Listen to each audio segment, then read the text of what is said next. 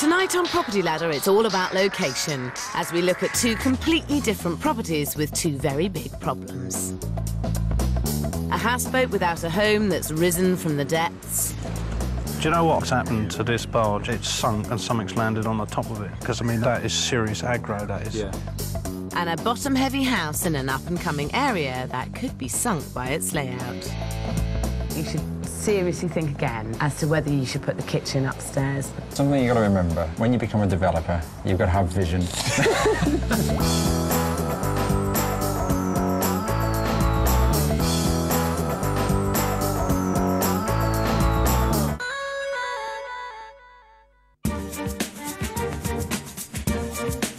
This week it's bricks and mortar versus steel and rivets as a period house in a great area goes up against a houseboat with no location at all.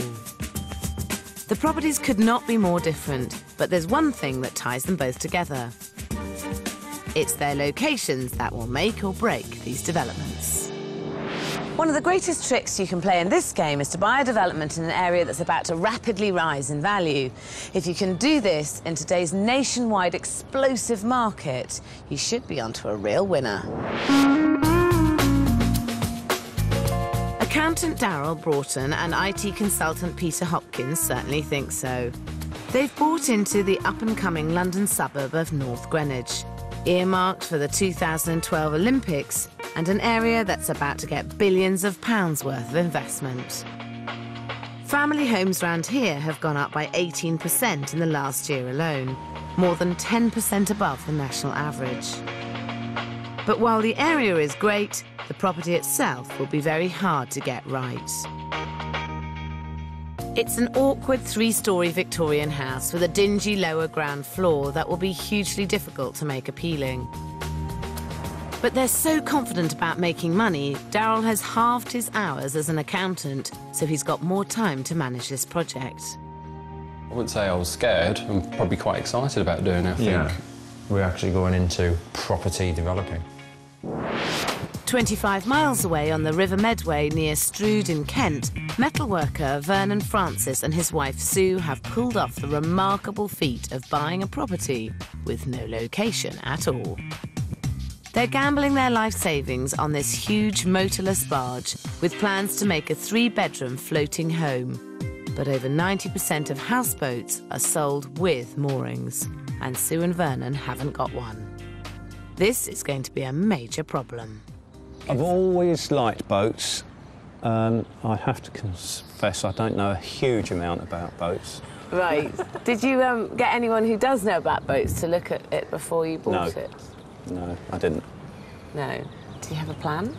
Not a written-out plan. So you took a massive punt on it? Big risk, really? yeah. Huge risk. And just hoped that it'd be all right.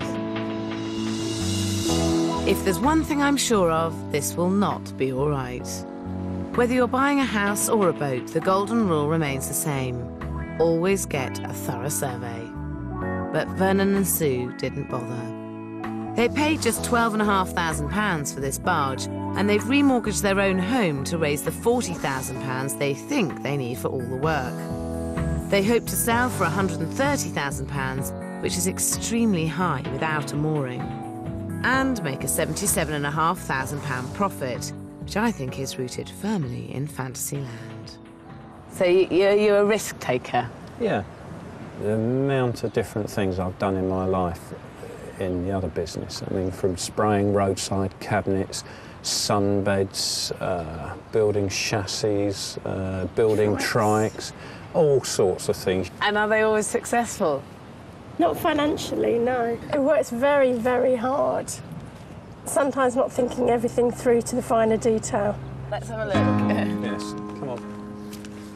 With their life savings on the line, I hope he has more luck this time.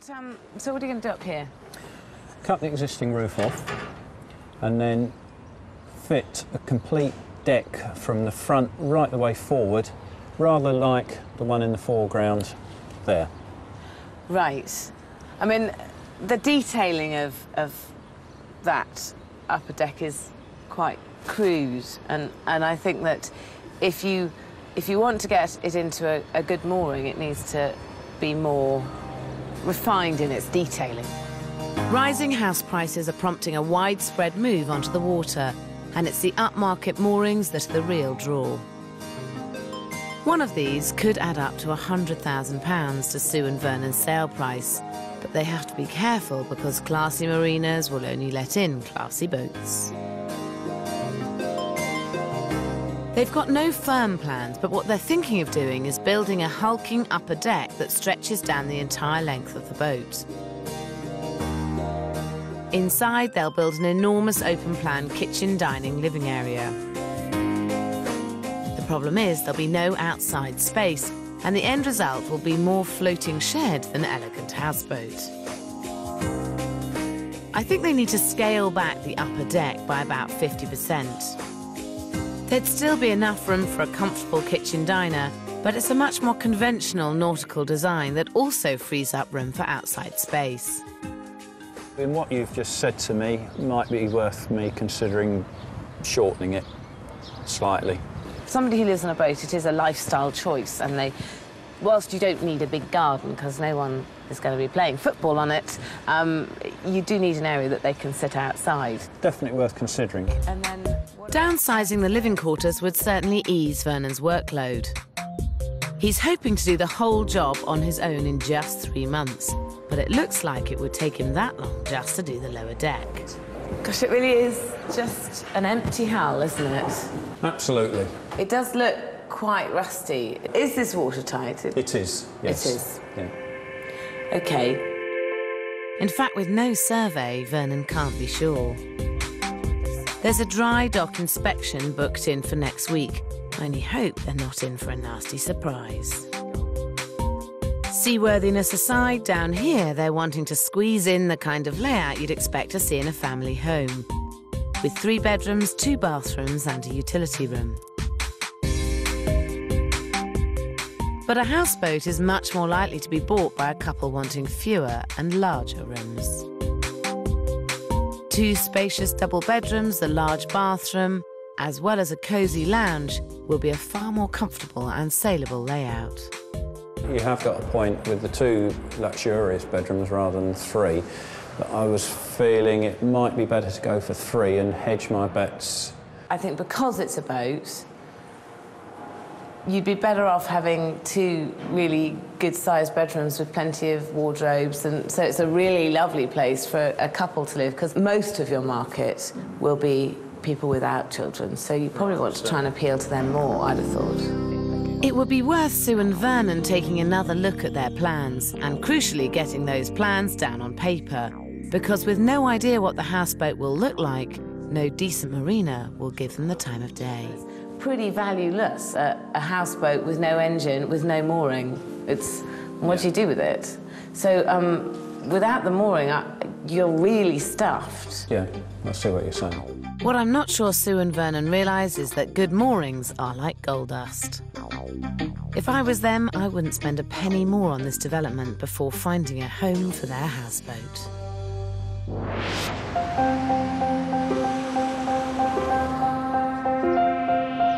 In North Greenwich, Peter Hopkin and Darryl Broughton may have struck gold with their location, but they've ended up with one very tricksy property. This unbalanced 3-storey Victorian terrace has a dark and dingy lower ground floor and a very steep, inaccessible back garden.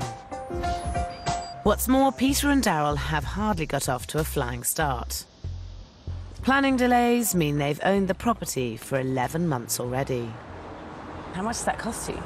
15, 20 grand, I can't remember now. My something like God. that. And just mortgage, mainly mortgage.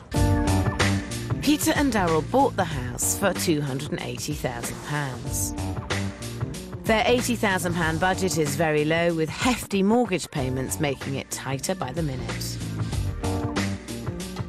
But all the while they've owned the property, its value has been rising, and their £440,000 resale figure certainly looks easily achievable.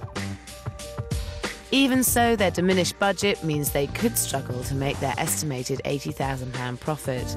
But for the moment, at least, the boys are looking on the bright side. But we have stripped the walls. Hey, that's all right then. And some architraving. Oh, brilliant, brilliant. Well done. That's brilliant. So we have made a start. So you're 15, 20 grand down Yes. with a few wall strips. Yep. Yes. You've really got to get it right, and you've got to get it right soon. We've got a very, very good idea of the best plan. OK. The best possible plan. I look forward to seeing what they have in mind, because I'm not sure Peter and Daryl have any idea just what a difficult property they've taken on.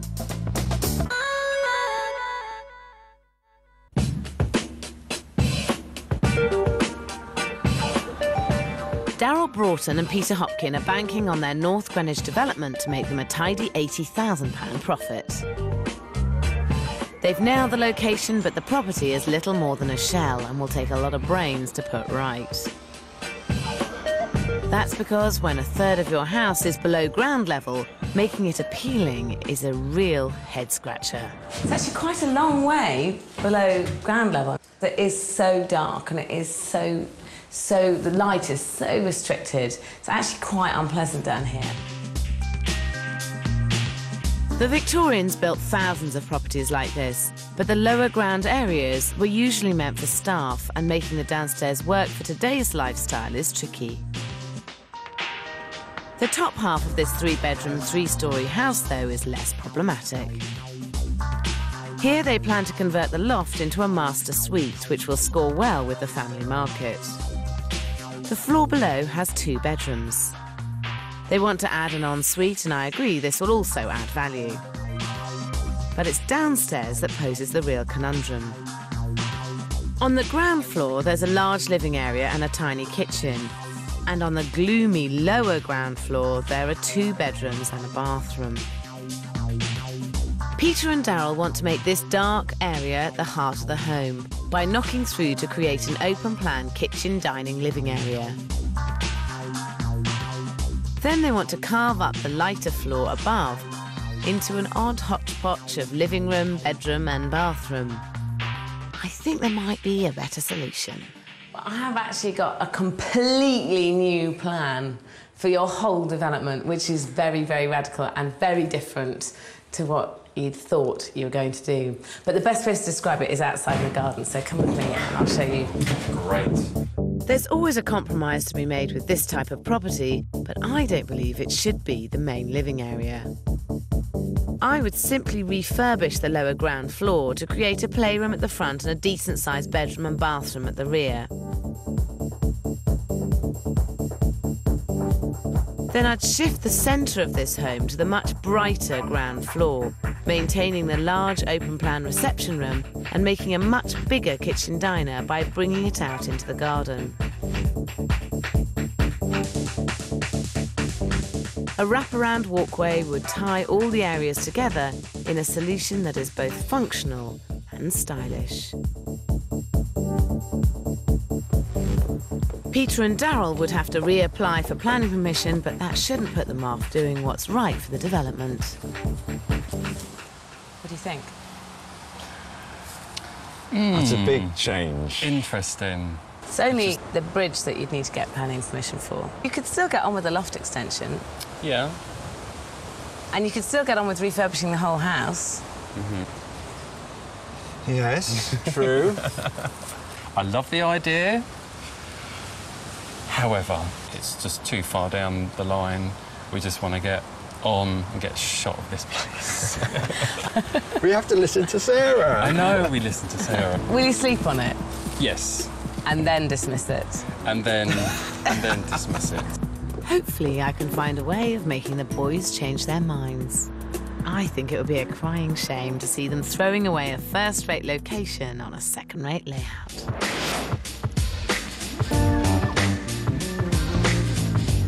25 miles away in Strood, it's a nail-biting day for Sue and Vernon Francis.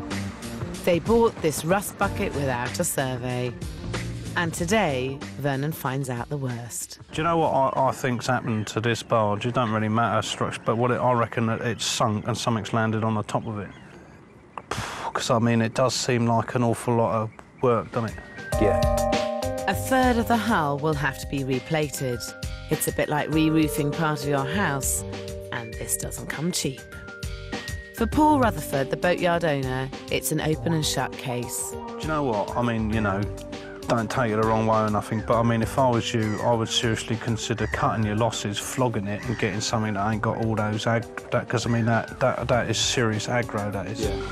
Welding on new plates could cost up to £10,000. Right at the start, this project is teetering on the brink of collapse, and it's not helped by Vernon's finger-in-the-wind budget.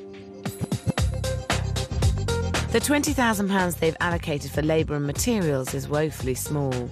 The kitchen and bathrooms budget is just £3,000.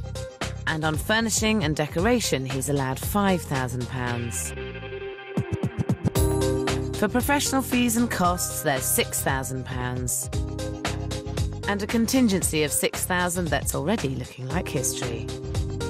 The total budget of £40,000 is completely unrealistic. Even for a skilled metalworker like Vernon, replating the hull is a massive task for one man to take on. It's a terrible blow. It will rip his 3-month schedule apart and push them even further into debt. I'm happy to admit I'm wrong when I'm wrong. And I just don't know if I can do the job.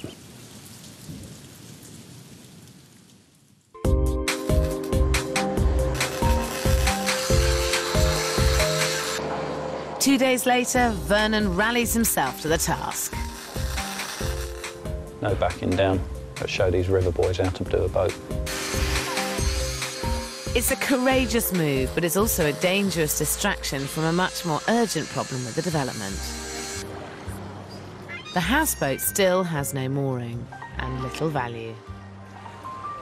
Sue and Vernon have been thinking local, but have no idea that finding a location round here will not only be difficult, but will also do little to boost their development's value. I mean, Chatham Marina, which is here, has no boats that are as long as yours. Yours is quite a long boat at 80 foot. Yes. Crewe Marina, here, that doesn't have anything as long as 80 foot. This is Port Werburg Marina, but they have a massive long waiting list and a very slow turnover of boats coming and going. Even if Sue and Vernon could find a local mooring, it still wouldn't add the kind of value that a city mooring could, as it's the big cities that command the big prices. With the right London mooring, their houseboat could be worth over £500,000. The outlay for one of these coveted moorings would be at least £200,000, but Vernon and Sue could stand to make a 6-figure profit, over £20,000 more than planned. I have to say I've been a little bit slack or casual about it, and I was really going to pass the buck slightly to Sue, because she's very good at researching, and see what we could come up with. The trouble is, finding a mooring is a full-time job, but Sue, who runs a temp agency, has already got one of those.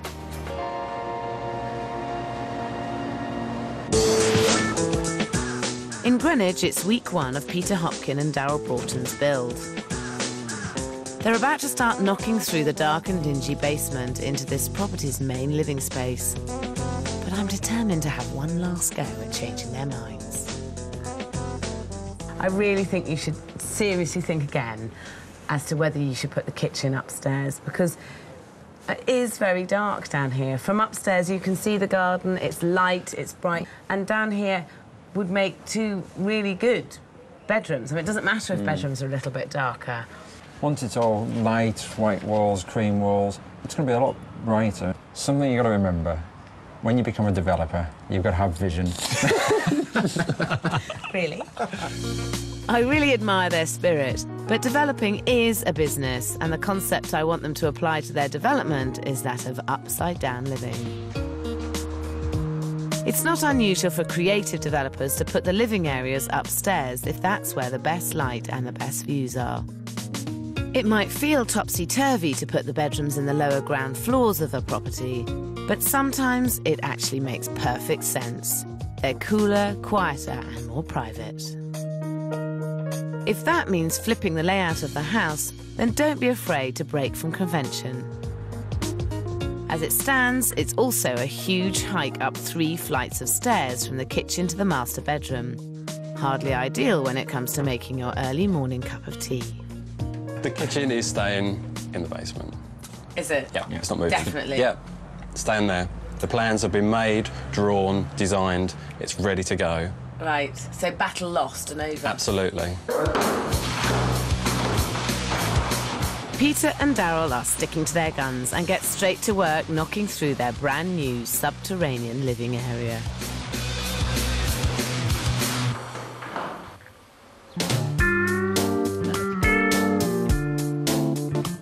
In Strood, Vernon's been working on the hull for a whole 6 weeks.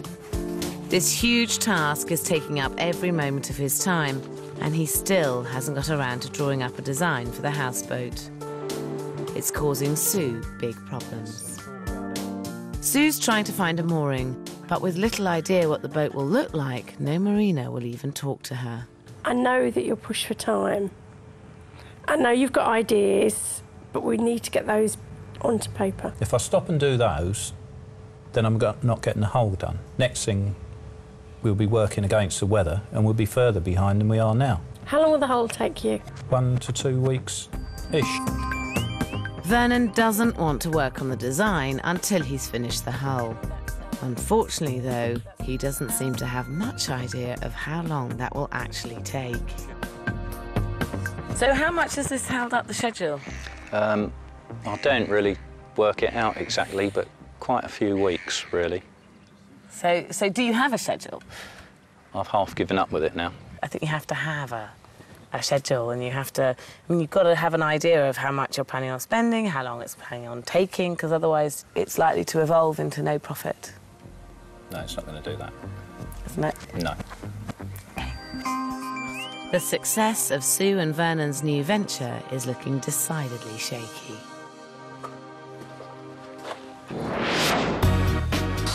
In North Greenwich, super-confident Peter and Daryl are 10 weeks into their development of their Victorian terrace.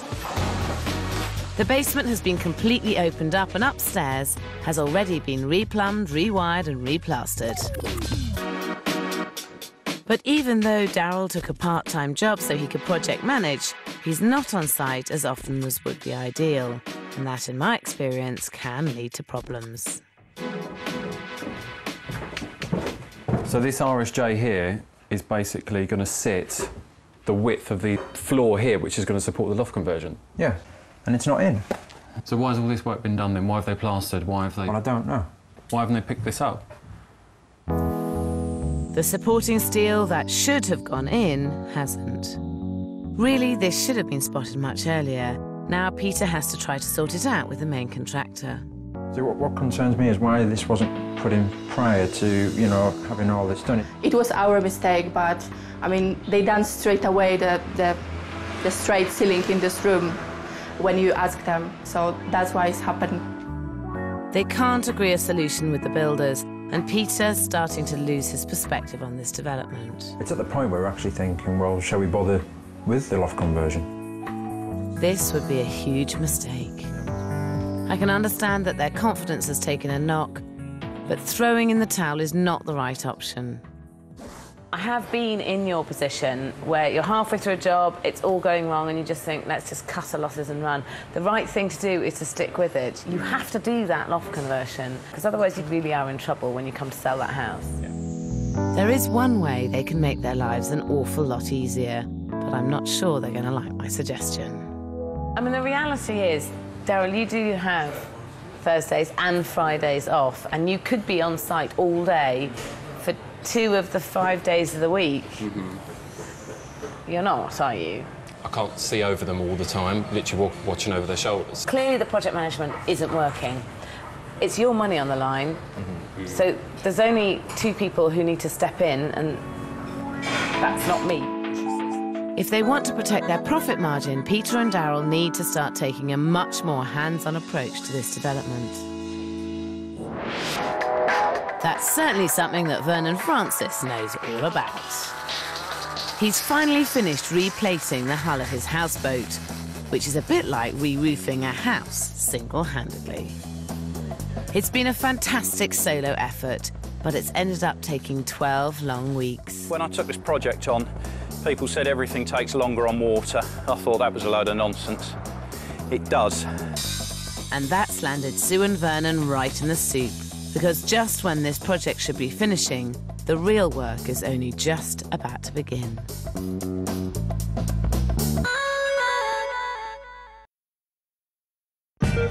In Strood, 4 months into their development, Vernon and Sue Francis's luxury houseboat should be finished and on the market. Vernon won't earn a penny until they sell, and work on the lower deck is only just beginning. He's finally decided upon a spacious 2-bedroom, 1-bathroom layout down here, but there's still one huge problem that never seems to go away. Well, the lower deck plans aren't drawn yet, but I know where that is going to be and how it's going to work. And the upper deck, I quite probably won't do any plans for the upper deck.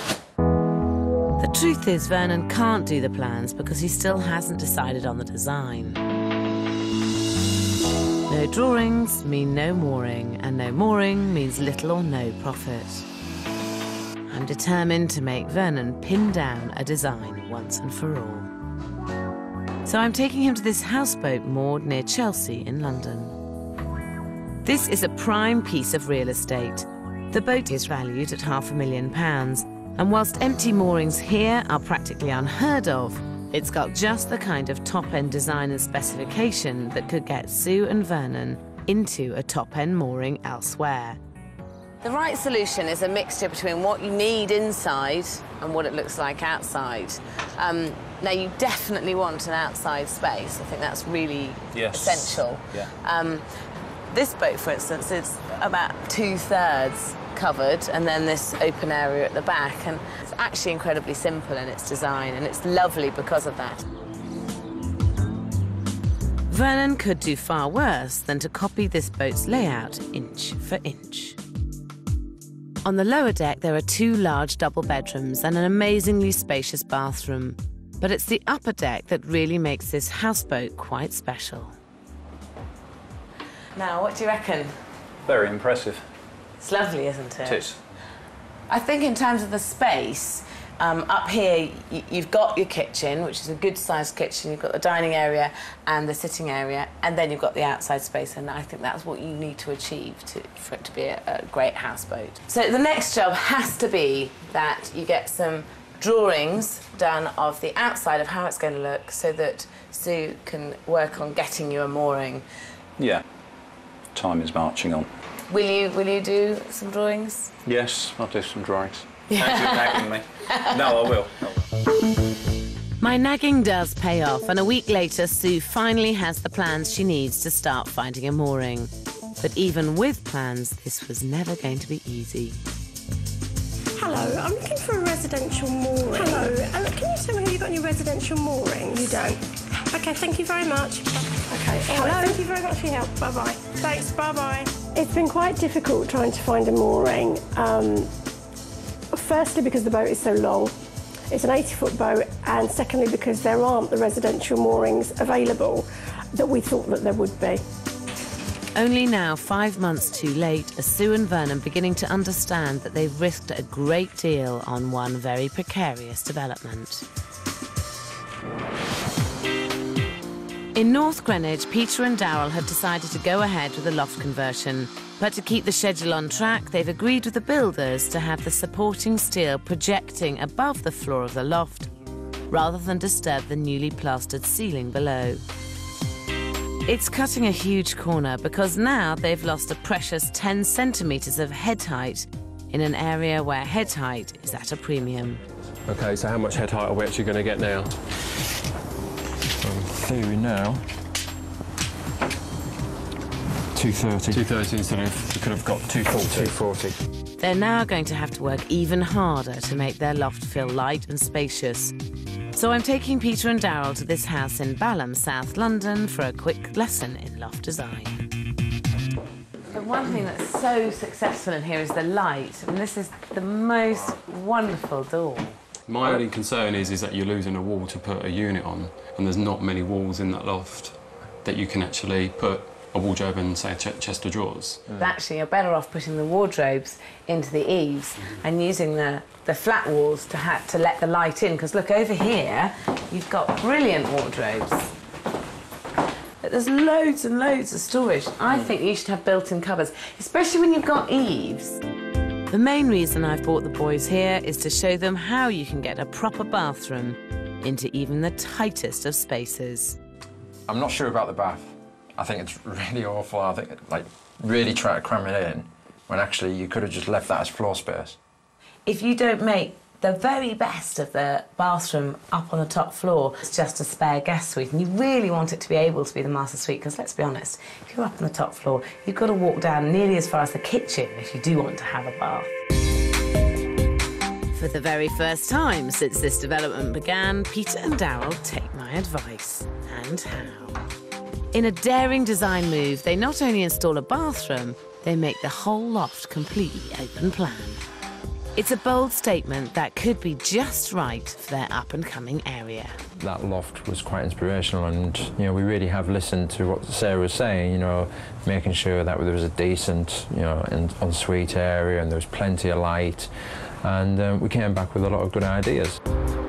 The development is back on track and nearing completion. But this house hasn't given Peter and Darryl an easy ride, and it's not finished with them yet. With the end nearly in sight, disaster strikes. A leaking water pipe in the newly converted loft causes a massive flood, damaging every room on every floor of this development. Pretty soul-destroying, really. I just feel like it's been months of hard work for absolutely no reason.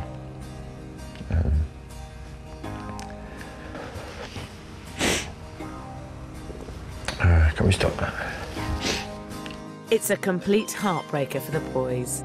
Now they're going to have to dig very deep indeed to get the development back on track.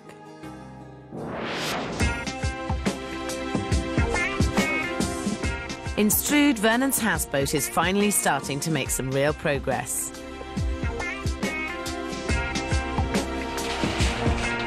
The upper deck has been assembled, and then the whole structure is craned into position. Hold on. Right, go on.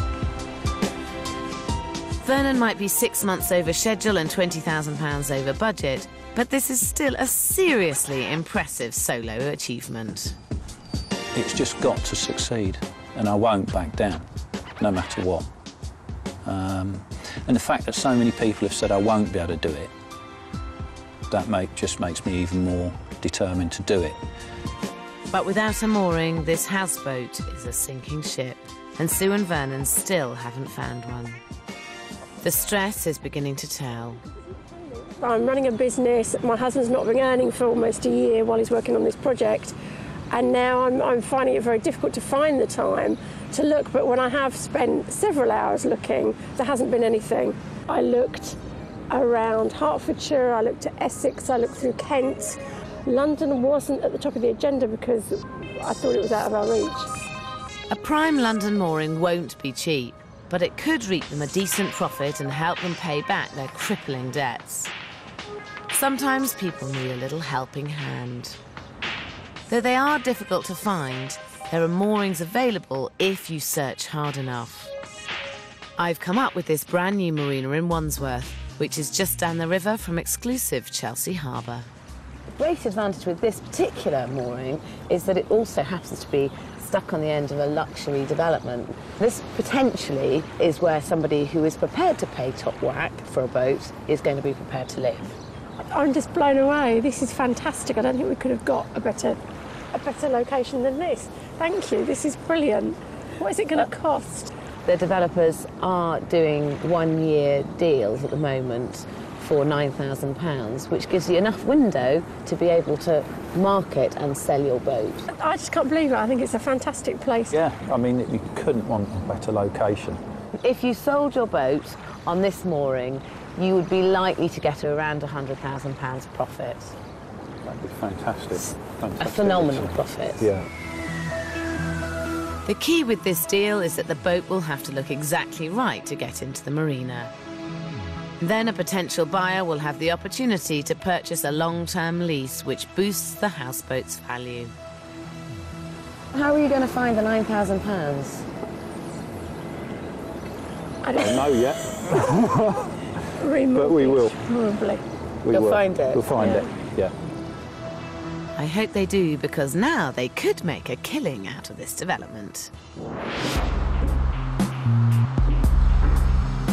In North Greenwich, the extensive flood damage to Peter and Daryl's development means a huge repair job. They're forced to borrow another £10,000 to cover the costs, but the boys tough it out. And 10 weeks later, the development is finally finished.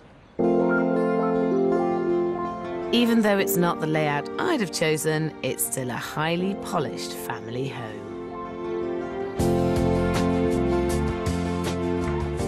Inside, soft tones and clean contemporary furniture give the whole property a stylish feel.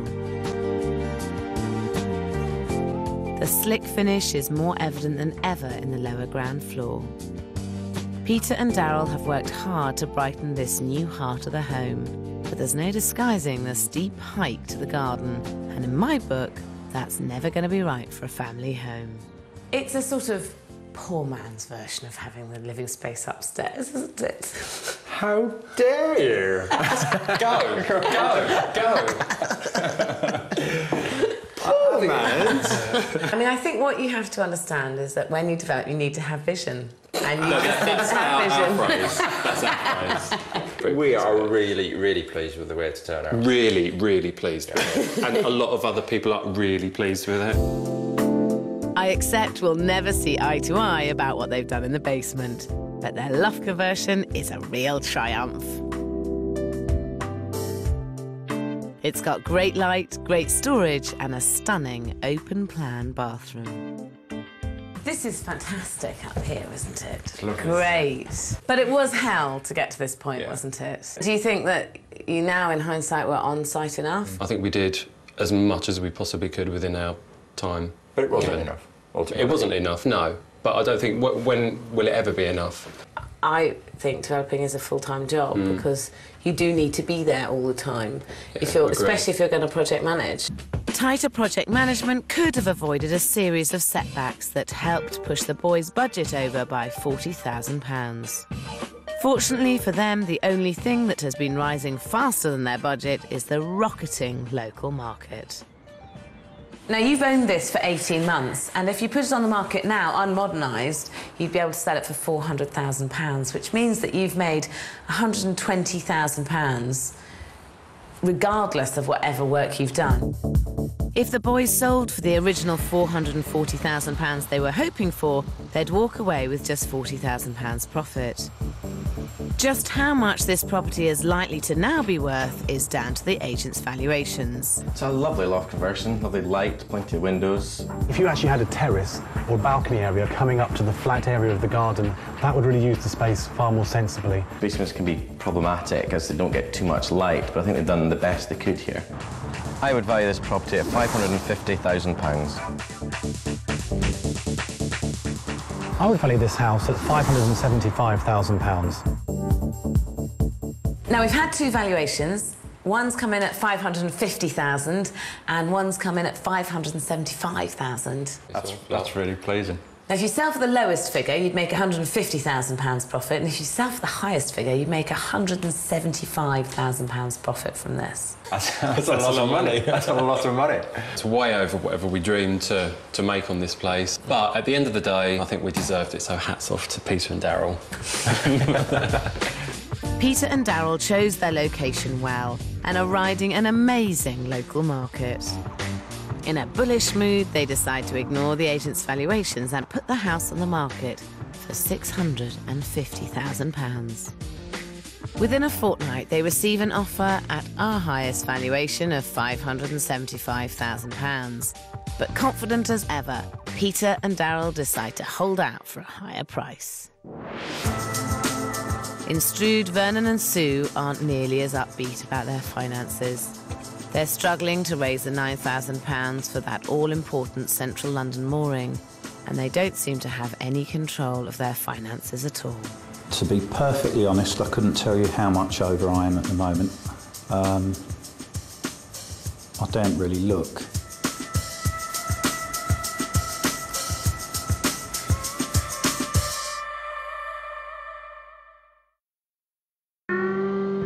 Months ago, Vernon and Sue Francis bought this tin pot barge with the hope of transforming it into a luxury houseboat. I never thought I'd say it, but it's finally finished. Sue and Vernon have ended up with a handsomely proportioned houseboat that won't look out of place in its new mooring. And that's right where they're heading. They've raised the cash they needed, and today their houseboat has completed her maiden voyage to her new upmarket London location. Hi, Hello. how are you? Hello. God, look at it. Fantastic. A year later, it's finished. Finally. Finally, Isn't she yes. lovely? What's she called? Taylor. After a daughter. Oh, so it's named after you, this great big boat. Vernon put his heart and soul into the boat, and what an achievement it is. The layout upstairs works really well. There's the all-important outside space to the rear that gives way to a wonderfully spacious kitchen diner. Overall, the styling is modern, and the oak flooring fits in well. In fact, this development feels more like a trendy apartment than a traditional boat. Oh, isn't this great? Look at the views of London. What a great space. Isn't this fantastic? The only thing I was going to say is that in a perfect world, it would have granite worktops and a wooden kitchen. Did you make a decision to not do that for any particular reason? Or? The amount of money we've spent is far greater than we anticipated, so unfortunately... Had to cut back on things. Yes. Money was always going to be tight, but downstairs Sue and Vernon have made their limited budget go a very long way. Going with the 2 double-bedroom layout means there's ample space for a well-fitted bathroom.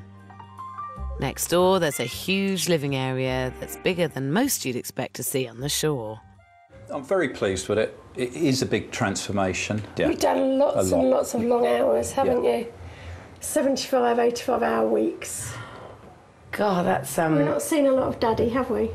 He came home really, really late when I was in bed, and then he went really early in the morning before I woke up. Did you miss him much? Yeah. It was the lack of money on this project that put such a strain on Vernon. So did his gargantuan solo effort pay off? Now, you were going to spend £37,500 refurbishing the whole boat. How much did you end up spending? £61,500. That's massively different. Mm-hmm. Despite Vernon's hard work, the budget still rocketed. Labour and materials came in well over at £31,100. He did manage to keep his kitchen and bathroom budget of £3,000, but really that's not enough to be spending on a top-end development. Furnishing and decoration almost doubled, coming in at £9,700. But he did make a saving on the professional fees and costs, which came in under budget at £4,400. Mooring fees ended up costing £13,300, meaning the final budget rose from £40,000 to a more realistic £61,500. Add that to the original cost of the boat, and the spend for the whole development is £74,000. £74,000 is still not very much money for a really spacious 2-bedroom house, which is effectively what you've got. And the mooring here could cost anywhere up to £275,000. So add those two together and you're in at £349,000, and that's the cost of it. The permanent mooring has to be bought separately off the marina, and its price could vary, but at today's value, a buyer would have to pay a combined price of £430,000 for the mooring and the boat to make Sue and Vernon's £80,000 profit. So what do the agents make of it? I really love the way they've maximised the glass in here. I think ceiling height's fantastic. You get a real feeling of space. This is a wonderful space, isn't it? Really good. And it's great that you can see they've used a proper solid wooden floor, which is good. Oh, this is really nice. You don't feel as if you're on a boat at all. I would have hoped to see maybe a slightly sort of higher specification of kitchen units to go with everything else that's here. I would value this boat on a 60-year residential mooring here at £450,000.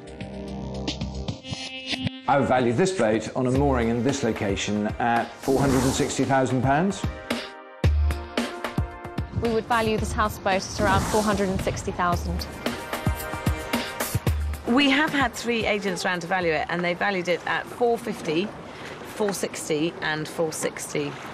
So if you sold it at £450, the lower figure, that would make you £101,000, and the higher figure of £460 would make you £111,000 profit. How would you feel with £100,000 in your pocket? I haven't really thought like that. I'm not even sitting here thinking I want a new car or anything. I just want to get to the But that wasn't the plan, was it? hurdle. The plan was another boat. Yes. So the plan already is, and he's already found another boat to do. I can see why, because the figures look good. Sue and Vernon spent £74,000 on the houseboat, and the cost of the mooring would hike that up to £349,000. So if they sold for the upper valuation of £460,000, they'd make a tremendous £111,000 profit. But first, of course, they need to find a buyer. That's great. Wouldn't it be wonderful waking up here every morning? It's so light. Funky room. Ooh, love the roll. And nice to have a separate shower, hey? That's unusual. You don't often get that in London, let alone on a boat. Feels much, much more like an apartment. Upstairs, it felt much more like a boat. The positive feedback suggests this could be the start of a great houseboat developing career for Vernon. So this is the beginning of a boat-building empire, then, is it? Well, it'd be nice to have an empire, but yeah, maybe a boat-building career, yes, certainly. Boats is the way forward for us, isn't it, to make money? Yeah. It should be plain sailing.